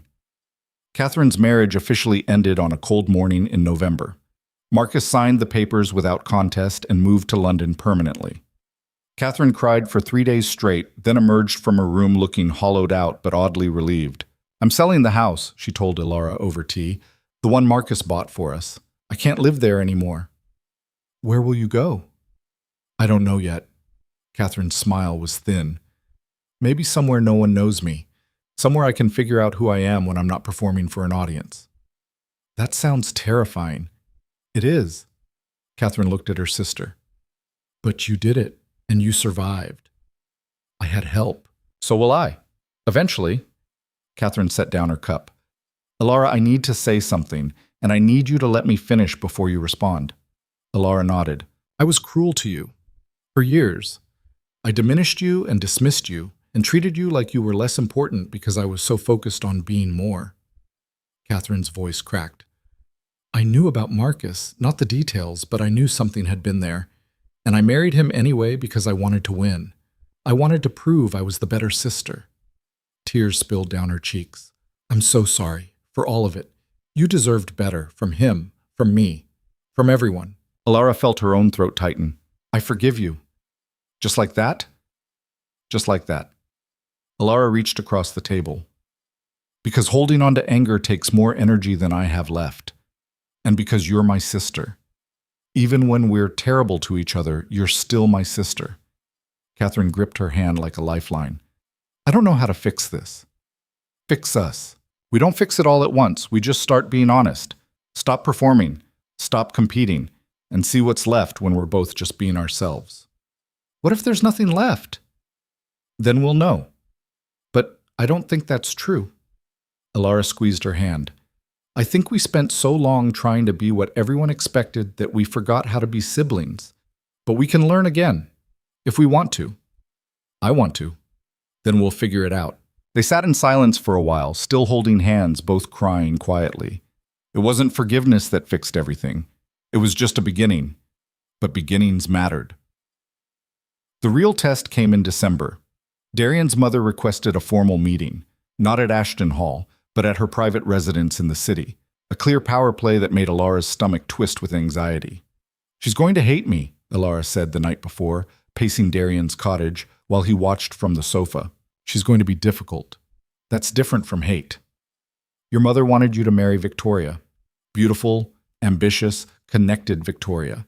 And instead you're bringing her the quiet sister of a woman whose marriage just publicly imploded. I'm bringing her the woman I love." Elara stopped pacing. "What?" Darian stood, crossing to her. "I love you. I should have said it weeks ago, but I was waiting for the perfect moment. And then I realized perfect moments don't exist. So I'm saying it now, in my cottage, while you're spiraling about my mother's opinion." He cupped her face. "I love you, Elara Vance. Your honesty and your courage and the way you challenge me to be better. I love how you make me laugh and how you don't let me get away with anything. I love that you see me, really see me, and choose me anyway." Elara couldn't breathe. "Darian, you don't have to say it back. Not yet. Not until you're ready. I just needed you to know before we face my mother. Because whatever she says, whatever she thinks, it doesn't change how I feel." Elara kissed him, hard and certain and full of everything she couldn't put into words yet. When they pulled apart, she was crying. "I'm not there yet," she whispered. "Not because I don't feel it, but because I need to be sure it's real and not just me being grateful that someone finally chose me." "I know. That's why I'm not asking you to say it." He wiped her tears with his thumbs. "I'm just telling you, so you know. So you remember tomorrow when my mother is being impossible." "She's really going to be impossible?" "Probably. She's protective and suspicious, and she's still angry I didn't marry Victoria." He smiled. "But she's also smart and observant. And once she sees what I see, she'll come around. You sound very confident." "I'm not, but I'm choosing to believe it anyway." Darian's mother was exactly as intimidating as Elara had feared. She received them in a drawing room that felt more like a throne room, everything positioned to emphasize her authority. She was elegant, sharp-eyed, and radiating disapproval from the moment they entered. "Miss Vance," her voice was cool, "I've heard a great deal about you." "Your Grace." Elara curtsied, trying to keep her hands from shaking. "It's an honor to meet you." "Is it?" The Dowager Duchess gestured to a chair. "Sit. We have much to discuss." Darian started to sit beside Elara, but his mother stopped him. "Not you. I wish to speak with Miss Vance alone." "Mother, it's fine," Elara said quietly. "I can handle this." Darian looked uncertain, but he left. The door closed behind him with a finality that made Elara's heart race. The Dowager Duchess studied her in silence for a long moment. "You're not what I expected." "I rarely am." A flicker of something, amusement maybe, crossed the older woman's face. "My son has been courting you publicly for 3 months. Half of society thinks he's making a mistake. The other half is waiting to see what happens when the novelty wears off." She leaned forward. "What do you have to say about that?" "That society's opinions are noise. What matters is whether Darian and I are good for each other." "And are you?" "I think so. He challenges me to be braver. I challenge him to be more honest about what he wants. We make each other better." "Better?" The Dowager Duchess said the word like it tasted strange. "Lady Victoria made him better. She pushed him toward greatness, toward influence and power. What do you push him toward?" "Happiness." Elara met her eyes. "I push him toward being himself instead of who everyone expects him to be. And if that's less impressive than political power, then I suppose I'm not the right choice." "You're very direct." "I don't see the point in being anything else." The Dowager Duchess sat back, reassessing. Victoria was perfect on paper, beautiful, accomplished, from an excellent family. She would have elevated Darian's standing considerably. She also made him miserable. Did she? Or did he simply refuse to rise to the occasion? Elara felt anger flash through her. "With respect, Your Grace, you're asking the wrong question. It's not about rising to occasions or meeting expectations. It's about being able to breathe in your own life." She stood, unable to sit still. "Darian is brilliant and capable, and he runs his estates better than most men twice his age. He takes care of his tenants, he makes smart business decisions, he's kind and honest, and he makes me laugh. But he doesn't want to be a politician. He doesn't want to chase power for the sake of power. And Victoria couldn't accept that. She kept trying to remake him into someone he wasn't, and when he resisted, she called it failure. And you accept him as he is? I love him as he is. The words came out before Elara realized she meant them, but once they were spoken, she knew they were true. I love that he reads philosophy at 3 in the morning. I love that he maintains a cottage in the woods where he can escape. I love that he cares more about doing good work than looking impressive. And if that makes me a poor match in your eyes, then I'm sorry. But I won't apologize for loving someone who's real instead of someone who's perfect. The room went silent. The Dowager Duchess stared at her, expression unreadable. Then, slowly, she smiled. You do love him. Yes. And he loves you? He says he does. Darian doesn't say things he doesn't mean.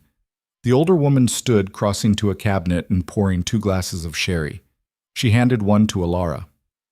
I was wrong about you, Miss Vance. I thought you were quiet because you were weak, but you're quiet because you're thinking. There's a difference. Elara accepted the glass, not sure what was happening. Victoria was never right for my son, the Dowager Duchess continued. But I wanted her to be because she fit the image I had of what his life should look like. I was more concerned with appearances than his actual happiness. She sipped her sherry. That was my failure, not his, and not yours. Your Grace, my son is happier than I've seen him in years. He smiles more. He's more patient. He's stopped going through the motions and started actually living. She met Elara's eyes. That's because of you. So regardless of what society thinks, regardless of what I initially thought, I'm asking you to continue making him happy. Can you do that? I can try. That's all I ask. The Dowager Duchess raised her glass. Welcome to the family, Miss Vance. I suspect you're going to need all the strength you have. Why? Because marrying a duke means dealing with people like me. People who have opinions about everything and no shame about expressing them. People who will judge you for being too quiet or too bold or too anything that doesn't fit their narrow view of acceptable. Her smile turned conspiratorial. But between you and me, those people are exhausting, and watching you make them uncomfortable is going to be deeply satisfying. Elara laughed, surprised and genuine. You're not what I expected either. Good. Predictable is boring. The Dowager Duchess opened the door, calling for Darian. Your young man has been pacing the hallway for the past 20 minutes. Put him out of his misery. Darian appeared instantly, eyes searching Elara's face. Are you all right? I'm fine. Better than fine. Elara took his hand. Your mother just gave us her blessing. She did? Don't sound so shocked, Darian, his mother said dryly. I'm difficult, not unreasonable. She waved them toward the door. Now go. I have a luncheon to prepare for, but Miss Vance, she caught Elara's eye. Call on me next week. We should discuss wedding plans. Elara's heart stuttered. Wedding plans? Well, you're going to marry him, aren't you? You just declared your love quite dramatically. It seems like the logical next step. Mother, Darian started. Oh, don't look so panicked. I'm not planning your proposal, though if you wait much longer, someone else will try to steal her. The Dowager Duchess's expression softened. You found something real, Darian. Don't waste time second-guessing it. They left in a daze, climbing into Darian's carriage without speaking. Once the door closed, Elara turned to him. Did that actually just happen? I think my mother just gave you permission to marry me before I've actually proposed. She's very efficient. She's terrifying. Darian pulled Elara close. But she's right. About not wasting time. About this being real. He tipped her chin up. You told her you loved me. I did. Did you mean it? Elara thought about the past 3 months. About learning to trust again. About choosing herself and choosing him. About the slow, steady certainty that had been building beneath her fear. Yes, she said. I meant it. I love you, Darian Wolf. Not because you're a duke or because you chose me when no one else did. But because you make me want to be braver. Because you see all the messy, complicated parts of me and don't ask me to hide them. Because you're real and honest, and you make me laugh. She kissed him softly. I love you, and I'm terrified. But I love you anyway. Darian's smile was like sunlight. Good, because I'm about to do something reckless. He dropped to one knee right there in the moving carriage. "What are you doing?" Elara gasped. "What I should have done weeks ago." He pulled a ring from his pocket. Simple, elegant, perfect. "Elara Vance, you've made me happier than I knew was possible. You've challenged me and supported me and made me believe in something I thought was just a fairy tale. Will you marry me? Will you build a life with me that's honest and messy and completely ours?" Elara's vision blurred with tears. "Yes. Yes, absolutely yes." He slipped the ring on her finger, then pulled her down into a kiss that made the entire world disappear. When they finally pulled apart, both laughing and crying, the carriage had stopped. The driver had apparently decided to give them privacy by parking in some quiet street. "We should probably tell people," Darian said, still holding her close. "Your mother already knows." "She doesn't count. She orchestrated this." "Did she?" "Probably. She's very good at getting what she wants." He kissed Elara's forehead. "But I don't care, because I got what I want, too." They announced the engagement the next day at Lord Pemberton's winter ball. The reaction was mixed. Some people were genuinely happy, others were scandalized, and a few looked like they'd been expecting this all along. Victoria congratulated them with what looked like genuine warmth. Catherine hugged Elara and whispered, "You deserve this. Don't let anyone tell you otherwise." Marcus sent a stiff note of congratulations from London that Elara read once and then threw away. But the moment that mattered came 3 days later. Elara was walking through the village when she heard someone call her name. She turned to find a group of younger women, daughters of merchants and minor gentry, the kind of girls who'd always looked at Elara with a mixture of pity and dismissal. "Miss Vance," one of them said. Her name was Anne, Elara remembered. "We heard about your engagement to the Duke." Elara braced herself for whatever backhanded comment was coming, but Anne smiled. "We just wanted to say, it gives us hope. Seeing you stand up for yourself. Refuse to settle. Choose someone who actually values you." She glanced at her friends. "We've all been told to be quiet and agreeable and settle for whatever man shows interest. But you proved there's another way." "I didn't prove anything," Elara said quietly. "I just stopped accepting less than I deserved." "Exactly." Another girl stepped forward. "That's what gives us hope. If you can do it, if you can go from being overlooked to being chosen by a duke, then maybe we can too. Maybe we don't have to accept being second best." Elara felt something shift in her chest. She'd been so focused on her own journey that she hadn't realized other people were watching, learning, drawing strength from her choices. "You don't have to accept anything you don't want," she told them. "You're not too quiet or too ordinary or too anything. You're enough exactly as you are. And the right person will see that. But more importantly, you need to see it. Because until you believe you're worth choosing, you'll keep settling for people who make you feel small." The girls nodded, eyes bright with something that looked like determination. As they walked away, Elara felt tears prick her eyes. This was why it had all mattered. The fear, the fights, the public scrutiny. Because somewhere in the mess of her own transformation, she'd accidentally shown other women that they didn't have to stay invisible.